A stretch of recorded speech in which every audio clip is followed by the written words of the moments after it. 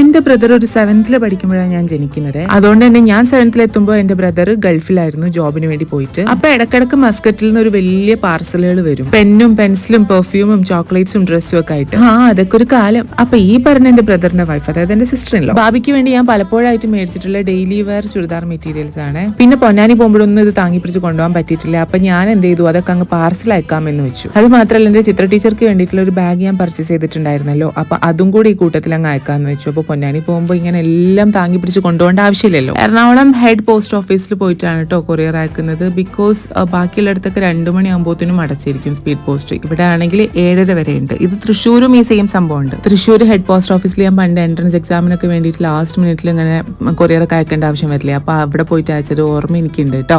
അങ്ങനെ ഞാൻ ലിഫ്റ്റിനൊന്നും വെയിറ്റ് ചെയ്യാണ്ട് സ്റ്റെപ്പൊക്കെ കയറി കൊറിയർ ക്യൂലൊക്കെ നിന്നു. ഗംഗാജലം ഇവിടെ നമുക്ക് കിട്ടും, അത് ഞാൻ ഇപ്പോഴാണ് അറിയുന്നത് കേട്ടോ. അങ്ങനെ പാർസലൊക്കെ അയച്ചു. അത്ര തന്നെ.